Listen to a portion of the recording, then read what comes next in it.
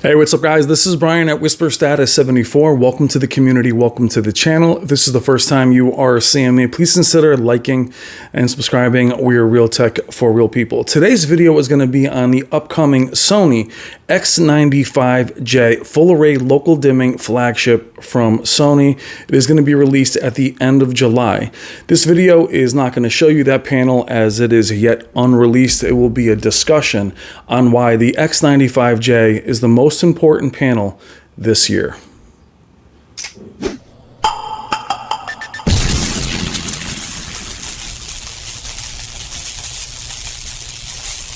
I belong to nobody. Okay guys, this is a discussion of the Sony X95. It is yet unreleased. It will be here or be available at the end of July if nothing changes. The dates have moved several times for the X95, which is odd, and we'll talk about that in a second. Why I say this is the most important panel released this year. It also could be put with the LG QNED lineup as well, which actually released at the end of this week. It is July 6th. You'll see that either on this channel, the QNEDs, at the end of this week or early next week at Value Electronics, as they are getting a shipment of that panel in. We'll talk a little bit about the mini LED QNED lineup from LG, but the Sony 95J is in a very interesting situation this year. And the reason why I say it's very important, it should be important to any of you buying a new panel, is right now it's affecting everyone's choices on what to buy, even if the X95 is not something you're even interested in. And I'll explain. The X95 is the replacement for last year's 950H, which released in early March. I did a video on it at Value Electronics at the end of February. For context, here we are in July. The 950H came out, followed by the 900H, which is its step-down model. By having those two panels released close next to each other, you kind of knew which one to choose. You knew one was higher end, one had HDMI 2.1, which is a whole nother mess, which has bled into this year as the 900H has not received any of its VRR or gaming features in an update just yet. But we won't get into that. That'll be a separate video for another time. The X95 is again the panel that all of us are waiting for. Not just because it's the 4K flagship, as it promises to be a step up from last year's already great 950H. But the 950H last year came out with a very little fanfare, being that it didn't have HDMI 2.1, and the step down model 900H did have it. So that staggered spec release or feature set crippled both panels in a way. This year, it's the opposite. The X90J, which I have upstairs, has been out for a few months. The 95J is nowhere to be seen. Samsung's QN90A and their entire lineup, including their 8K lineup, is already out. Sony released some of their panels, some of their LEDs, all of their OLEDs, while they hold back the X95 and the Z9J. The Z9J is the 8K flagship. It will be very, very expensive. We won't be talking about it much in this video. We'll also be covering that when it shows up at Value Electronics. The X95 though, what it's affecting is, again, last year when you had the Samsung Q90T out, then you had the 950H. I think the 950H might have been first last year. A lot of times Samsung will be first. Both of those manufacturers release their panels at very high prices, and then they tend to drop. Samsung, who is typically first or has been first in years past many times, will drop tremendously once Sony's cards are shown, meaning once their LED lineup or OLED lineup shows up, Samsung will then drop their prices. Samsung has not had to do that. Now, the QN90A has had some price drops. It goes back up. But what we've learned this year, other than the chip shortages, the constraint on supply chains, all the reasons that we give, this year has been terrible for consoles, obviously with the pandemic. Everything has been short. But to have the X95 pushed so far back, it's crippled many of you in your choice of what to buy, even if the X95 is not on your radar. And what I mean is the Samsung QN90A or even the Q80 really don't have to drop much, as they're really the only game in town as far as the big three. Now that'll change when the QNED lineup releases at the end of this week, but that might still be niche as they're coming out with a 4K and an 8K. And we'll see if that's even going to be in store for you guys to see. Meaning right now in Best Buy, you see me do these videos where I walk through Best Buy, where you'll see Samsung's lineup is almost fully there. LG's lineup is barely there. They have a C1 in many of our locations. They might have the BX from last year, maybe a GX, maybe a G1, but they just barely have any of their new offerings. I don't see where they're going to have space for the QNED lineup to show up. They do have the newer Nano, which isn't going to put a dent in anything that Samsung is doing. What I mean, though, is Samsung doesn't have to change its price, meaning if you're interested in Samsung, you're waiting for them to drop a price that they don't have to drop. Prime Day has come and gone. Black Friday is far away, and that's putting you guys all in a really weird spot. TCL and Hisense, like always, are not even in store. They're word of mouth. But if you're even looking at them to change their prices, that'll still be dependent on what Sony does with the X95. Many of you aren't pulling a trigger on the X90 as you want to see what the X95 provides. The 95 will be more expensive. I've talked price before. I'll put the prices that are projected on the screen. Those may change, so I don't talk about price or exact release dates often. But what it's doing is it's crippling the entire industry. Again, Hisense, TCL are word of mouth, but you guys don't know if you should buy that if the X95 comes out and is a home run. It's projected to be excellent. It's projected to be a big step over the 950H. In my opinion, from what I've read and heard in the industry, is it'll be very similar to last year's ZAH, maybe even a little bit better, as it will have the cognitive processor, which is a big deal this year. But as we talk about its release, as we talk about wanting a Samsung, waiting for that price to fall is dependent on Sony releasing the X95. And we've seen also this year prices turn on a dime.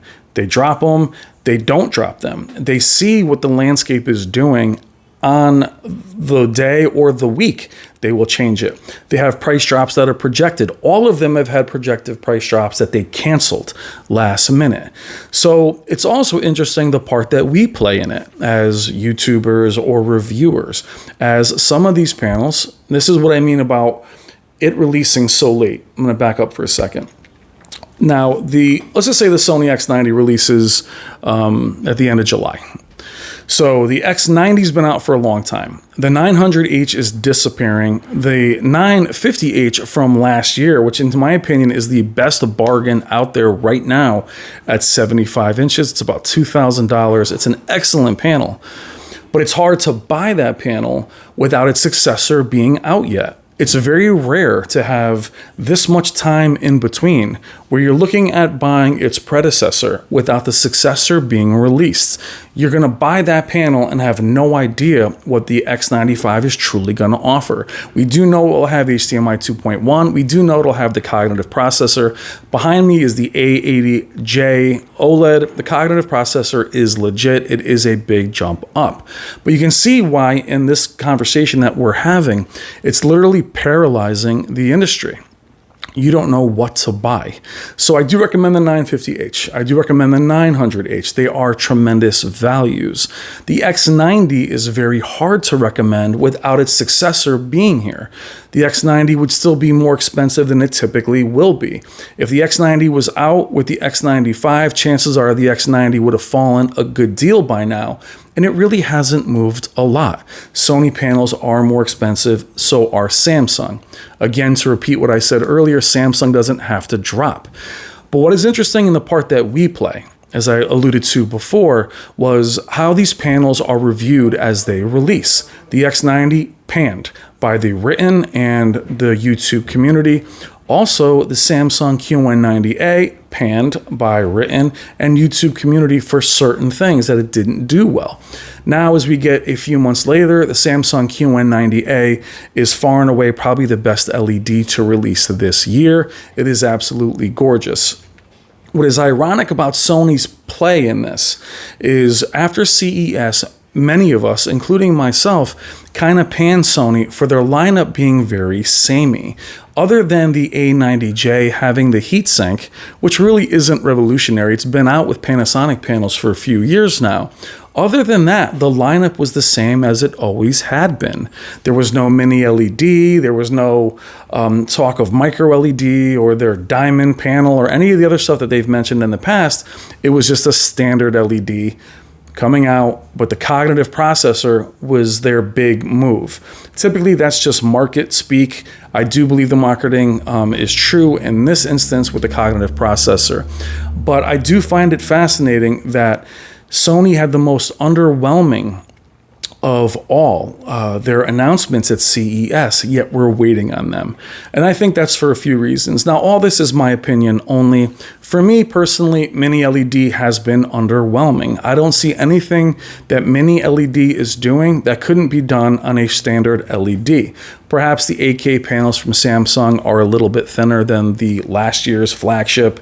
I think the Samsung QN90A could have been a standard LED. So what I mean by that is, by them not making that move to Mini LED, all of us have seen Mini LED. We've seen what it can do for now, and now we're looking back to standard LED with Sony because we trust the name and we trust the processor.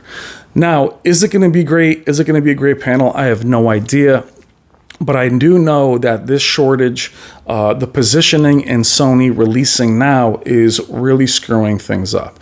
Now, what I mean by that is if it releases at the end of July, for instance, as I mentioned, the X90 didn't do well initially, either did the Samsung QN90A. The X95 is going to be no different. You're going to have to wait for reviews. I don't recommend these panels unless I can see them or unless they're thoroughly reviewed, which is why I don't recommend a ton of Hisense panels that I can't see with my own eyes. I can recommend them generally, but unless I can actually see them, touch them, spend time with them, it's hard to recommend. The X95 will be no different. It'll be a pretty safe bet, but we're going to want to see it fully reviewed. I'll have my hands on it again at Value Electronics. I may have one here, but it still takes time. It still may take a full month to have all that data compiled for you to make a safe purchase. On top of that, the way Sony has been handling their displays, they don't have to lower the price, meaning the X95 might be very expensive well into the fall. That is a troubling trend, simply because all of us this year have started with waiting for Xbox Series X, PS5s. Many of you haven't had that, and it's been had them yet. What's been very hard is trying to explain to you guys to be patient. Wait. Very hard to wait during a pandemic, very hard to wait when you're locked down and all you want to do is enjoy content. But all I can recommend to you guys in this video is to wait. Unless you have to buy right at this moment, unless you know specifically what you want. If you want a Samsung QN90A, buy it. Yes, it may drop a few $100s. It won't drop a few thousand. Now, it has done that historically, but now because the X95 is late, because it's coming out so much later than usual, what you're going to see is Samsung may drop a little, but it won't have that huge price drop for another 3 or 4 months. That is an eternity for us all waiting now. So you see why I'm explaining that the X95 is really disturbing everything. It not even being released with the Z9J is probably also slowing down the firmware update for the A80 and the A90. From what I'm hearing, Sony has those updates ready to go. They're waiting on a few certifications in regards to HDMI that don't even affect variable refresh rate, but they're holding it up. I'm guessing they're holding it up because the rest of their lineup is not even out yet. Then there'll be the problem with availability. Will those panels even be available? You're not seeing panels in store for that reason. You're seeing empty shelves, you're seeing pre-orders, you're seeing all kinds of nonsense that we would never do with displays. With Value Electronics, when they get their allotment of the X95, kind of hard for me to bring one home if they're sold out. I'm not going to take one from a customer if they're that short. So that would affect me and affect you guys seeing me with one. So you're going to see the same thing for people that buy them and review them, or what you're seeing now with even channels like Digital Trends. Much larger channels are getting, Caleb just got the X90 today or a couple days ago and put out his video today. Check out Caleb as well. He's awesome. But everything is very backwards. You're seeing users that, meaning regular people that are buying off Amazon, that are putting these panels out and their thoughts way before larger channels or larger reviewers. So things are very, very backwards. If you can wait, I would wait. I think the Z9J is going to be extremely impressive. It's going to be hard to beat the Z9G without the backlight master drive. I have high hopes for the QNED lineup, except what I've seen from it on some other videos, there is a lot of blooming with it. Now, if that panel is out in the wild but not officially out, that means it hasn't taken any of its updates yet. We'll see how it is next week or the end of this week or next week. But the X95 is just in this weird spot. For being a 4K flagship, from Sony, which everybody laughed last year at the 950H being a flagship. It was just kind of by itself in that one spot. There was no 930, 940, Z9D. It was just there. But it not having the HDMI 2.1, it was overlooked until right now. But the problem, as I mentioned before, of pulling the trigger on the 950H is the X95 isn't out yet. The 950H I can vouch for. It's an excellent panel. I love the panel. 75 inches, it's very impressive. But when you're buying a TV that size at 75, it's hard to complain or wait for what's coming next if what's coming next is 4,000. I'm not sure if it's I'll look at the prices again. But it's hard to complain about that if they're 1,000 different.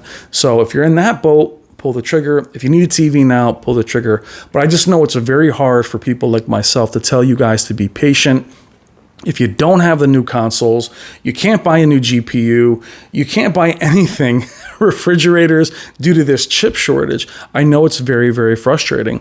But right now, the Sony X95 is holding up the entire industry in regards to price drops, in regards to perhaps firmware updates, in regards to you making a choice on last year's panel, and again, giving it time to breathe once it launches. You're going to be looking at it to launch price drops months after.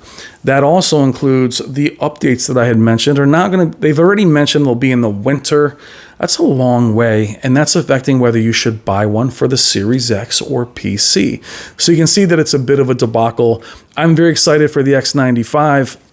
I love the OLED lineup. Now, why I didn't mention that the X95 affects the OLED lineup, the OLEDs are out. You have the C1, the G1, you have OLEDs from Panasonic. Everybody's kind of out. They've shown their cards. LEDs typically don't affect that much. Samsung has always been more expensive, but Samsung particularly reacts to Sony's LED lineup, not its OLED lineup.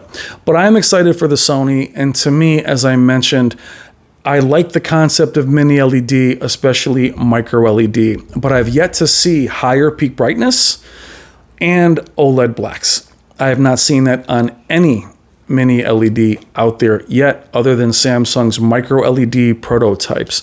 So for me, that's what's stirring up so much of the excitement on the X95, which was considered the most boring panel when it was announced at CES. I think you can achieve so very much of what mini LED is achieving with just standard full array local dimming.